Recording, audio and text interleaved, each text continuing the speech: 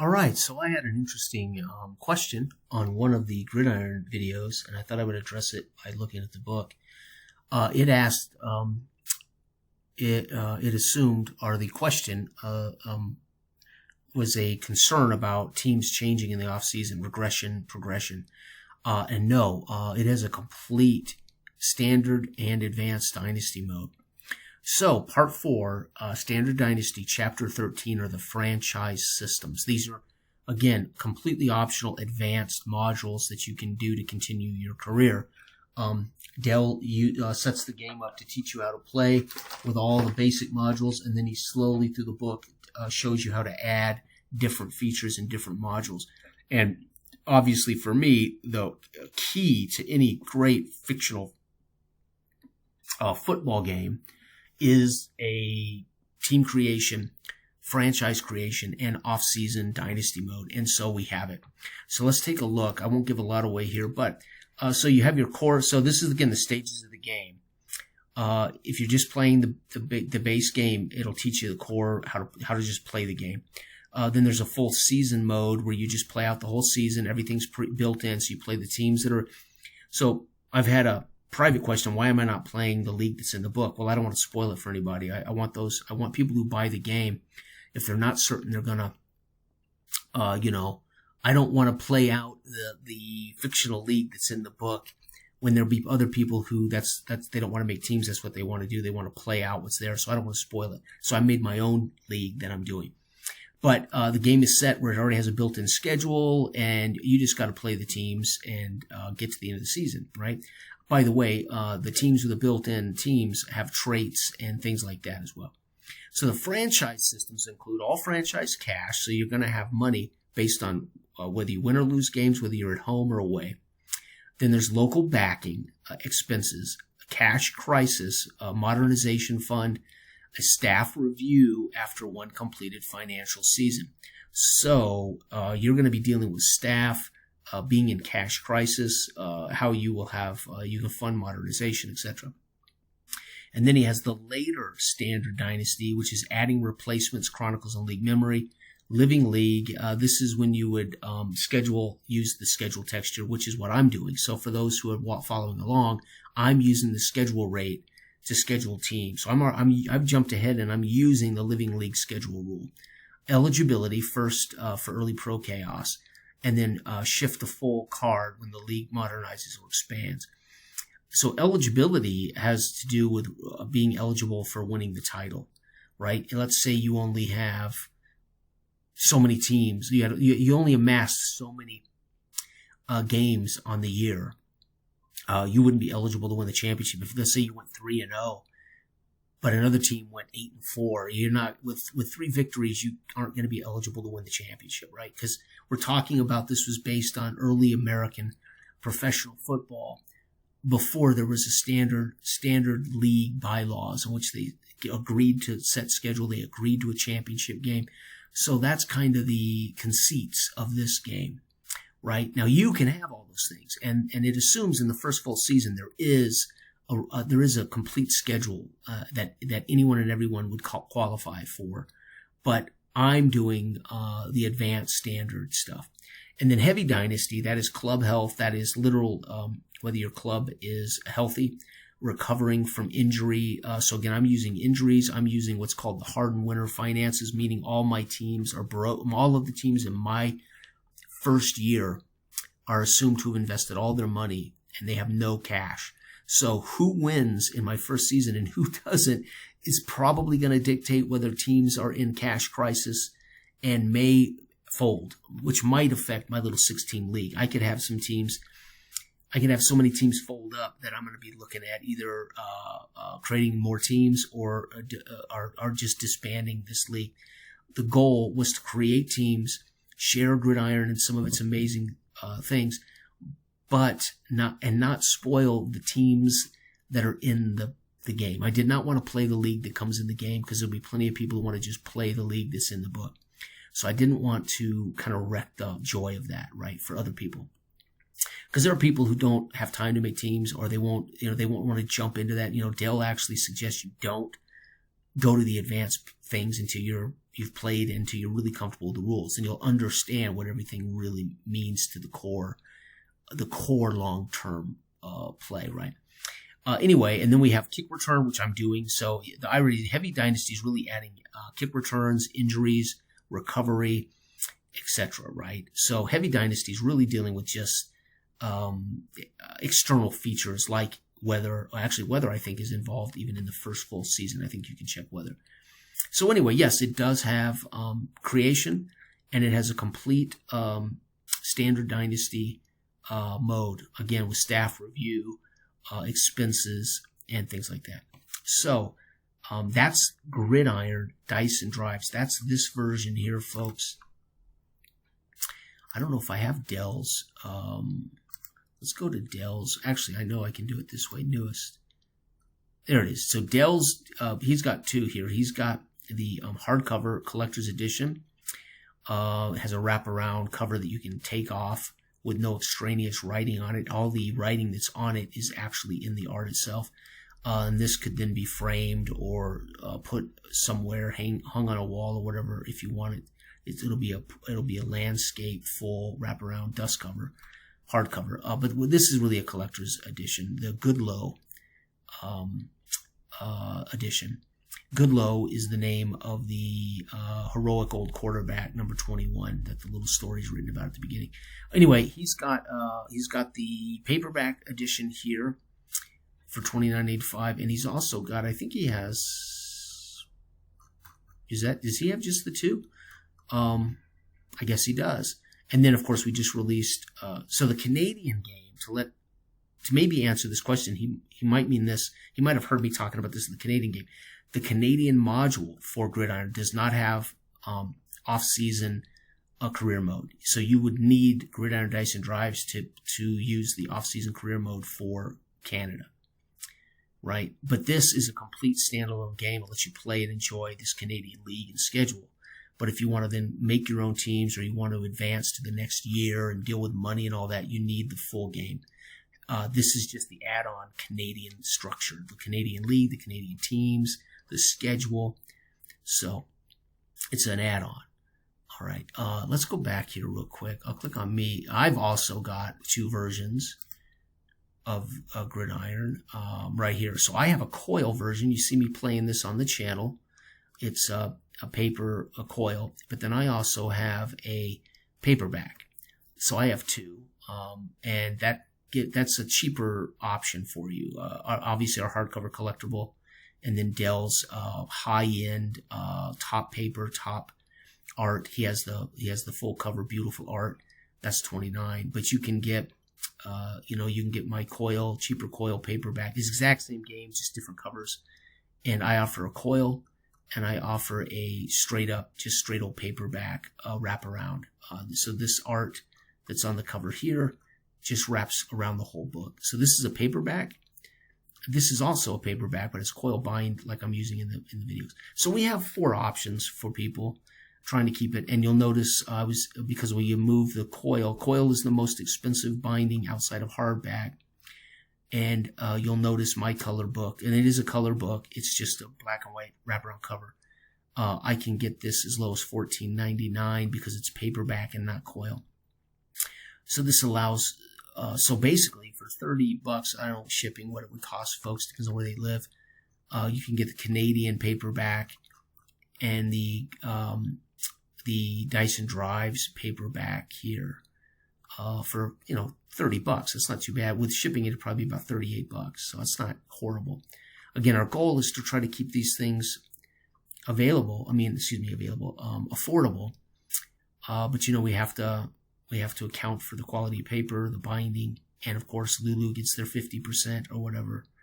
So it is what it is. So hopefully that answered the question. If you purchase the Canadian version, it will not have the economic off-season team building. You need Dice and Drives for that. And we will have an Ivy League college game coming. So Gridiron Dice and Drives, Dell really should say Gridiron Canadian game or something here, because it looks like it's just a different cover. So we really should, I'll tell Dell he needs to make this Gridiron Canadian or something. And then these are all identical. They're just different covers, different prices. This is Canadian. So if you order Gridiron Dice and Drives this cover, you're not going to have those things. So we need to make sure you know that. So I'll tell, maybe Dell will see this video, but Dell, you need to change this to Gridiron Canadian Football. Right? Okay, anyway, long story short, that should give you an idea of what kind of depth it has. The first franchise season, and then the standard dynasty, right? And then, of course, heavy dynasty. And I'm actually using all of them. It's just you won't see any of these other features until I finish the season. You are seeing the injury and the recovery features. You're seeing the kick return. You're seeing you're actually seeing the scheduling rate that I did. Of course, you didn't see me schedule the teams, but again, I already talked about this. The scheduling at the beginning of my season is like a mini game. Is I got all the teams trying to schedule their games. So it was like a mini game just to get teams scheduled. So it was great fun. And then, of course, I made non-league teams to fill in holes so teams would get enough, chance to play, right? Because I have a small 16 league. So you can imagine I could end up with a 14-week season and only so many teams manage to schedule games. So with a 16 league, you're going to want to fill in those holes, right? If you had an old-timey 19 league, with Rockport and Rhode Island and all of these old school teams from the 20s, the schedule rate would ultimately play out like real life. Some teams, a lot of teams will get 10, 12, 13, 9, 8 games, and then there's would be some teams at the bottom of that list that got 3, 4, 1, 2, because they can't schedule anybody, right? Now, the reason those teams got those in real life is they went bankrupt. They ran out of money. They went bankrupt. They folded. But for us to simulate that, we're doing it through schedule rate, right? Okay, so that's kind of how that works. You got to imagine this is our Gridiron game is an homage to the roots of American football at the beginning. And therefore, all of these things that historically look strange when you look at old history books, we abstractly make a mechanism that lets you create that. Instead of saying this team's allowed to play 3 games and they're done, we just abstractly create it through a schedule rate. And that schedule rate, if you try to schedule, like I said, if you have, say, 17 teams in your league, some are just not going to get teams scheduled. Now, they can accept road games, but there'll be some teams who don't want to play those teams. They'll want to bring Chicago to their house or whatever, right? So anyway, you can imagine how Dell is a master of, Dell has got this abstracted thinking. I came up with the schedule rate rules because I wanted to simulate what it was really like back in the day for little, like Duluth, to get teams to come to Duluth, right? Duluth might even not want to host New York. They'd rather go to New York because they're going to get paid. They're going to get paid going to New York, right? So it's almost like a college kind of economy, right? Harvard knows they're going to get hammered by Yale 63-0, but they're going to get paid more money for that one game against Alabama, right? So Harvard says, yeah, we'll play Alabama, but they're going to get more money for that one game than they're going to make in their entire year. So Harvard's willing to go on the road, play against Alabama, let Alabama get a big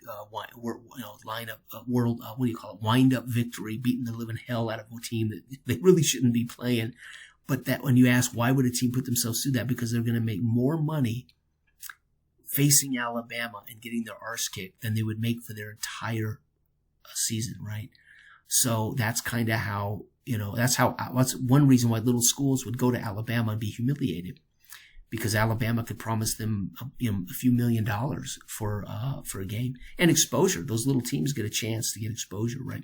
All right. So long story short, early American football was kind of mercenary. I talk about this. So we wanted to kind of do that with a schedule rate rule, right? Okay.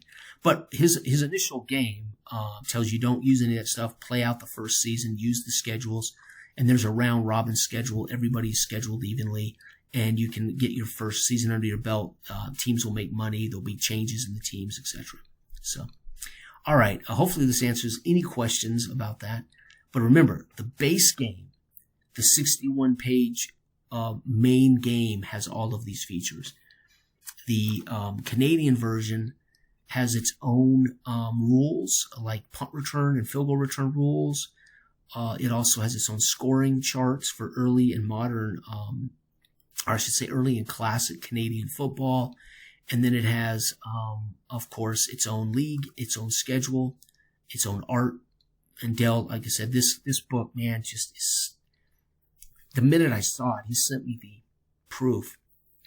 And the minute I saw the art, and he took my little story, and he took my little league that I made, and he put in a map of Canada and the train, the actual coach and train travel paths on a little map. Dude, I was instantly pumped. I was so inspired.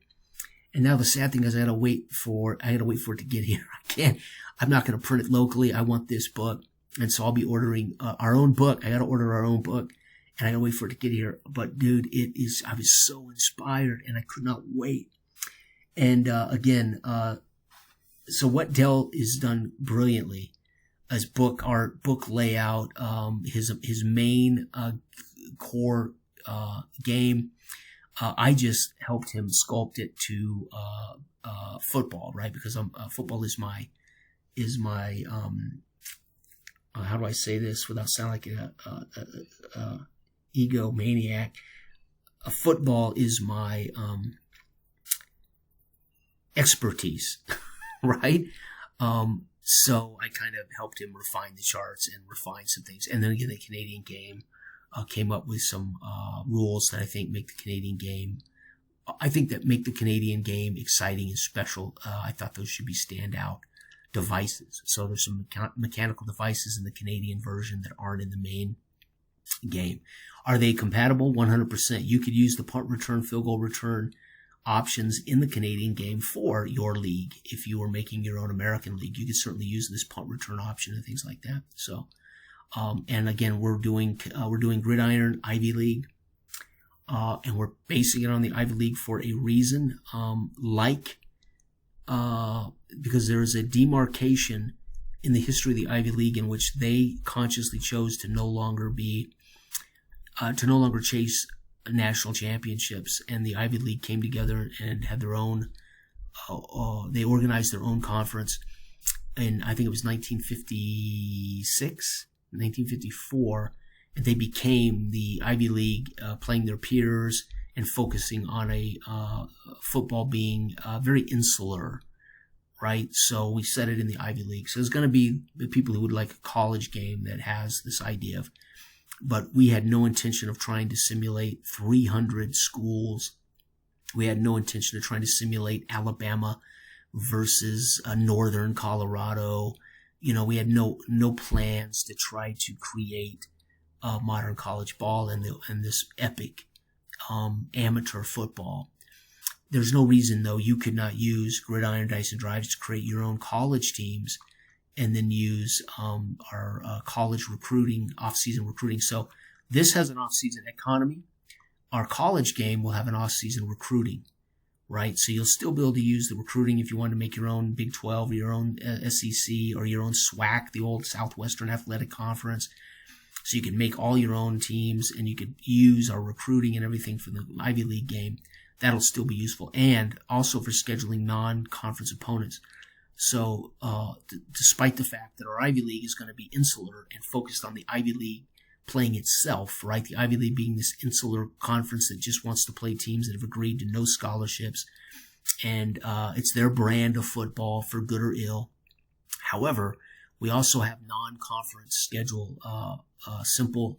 So at the beginning of the season, you can schedule non-conference games. It's a random die roll. Depending on what team you get, you have to go on the road and that team's quality. Again, I could see Harvard in my Ivy League, or it won't be Harvard. Well, it will be Harvard. Or our Harvard accidentally draw or go to Alabama, who's a national champion, and so they would have to go play at Alabama and play a team that is like twice as good as them, right? So we do have those things in those modules. So, but we're trying to keep it focused on a collegiate game that was about tradition. the tradition just happens to be this insular kind of 1956 that did away with scholarships, said you have to maintain academic standards, and we play a certain brand of football here, and we are what we are, and we can only regional, so you got these huge rivalries, and it's very peer oriented, right? These are our peers, and we're going to compete against our peers, academic peers, so to speak, for, again, making no apologies for the history of sport and the history of these events. Again, when the Ivy League chose to confirm their conference, and I think it was 54, 56. I can't remember. I did the research, gave it to Dell already, but I can't remember off the top of my head. That they chose, all of those teams chose to forgo ever trying to win national championships. They realized, for whatever reason, that they were going to focus on academics, and they were going to focus on these rivalries and not try to compete with Army, Navy, Notre Dame, et cetera, et cetera, et cetera. But you can draw Army and Navy as a non-con. You can draw a big conference team. You can draw a small conference team in your, so you could actually use that just to schedule and then make those teams on the fly as you meet them on your schedule. So you can make your own Alabama and then roll every week to see who shows up on your schedule. Are they a conference team? Then you would want to pick big conference opponent, roll them up, create them. So there'll be all kinds of ways you could enjoy our Ivy League as a SEC simulator, right? Okay, we're just not attempting to create 300 teams. We're not attempting to create, and college today is even more mercenary. I mean, my God, college football, until they really figure out a way to handle these NIL deals, and they come up with some way to deal with, right now it is mercenary. It is absolutely the Wild West, and it's fascinating historically. One day they're going to look back, and I've said it before, I think the quick fix for collegiate football is all these student athletes and student unions ought to form an actual union. And then that would imagine a student body over 350 universities as players, actually student athletes in a union. It would be the biggest union in the world, probably, right? I don't know. It'd be the biggest, well, maybe not. FIFA. FIFA has a governing body, but so soccer obviously is huge. Lots of teams, lots of players. I'm not certain. FIFA governs all those rules and regulations. I would assume FIFA's like a union. I don't know.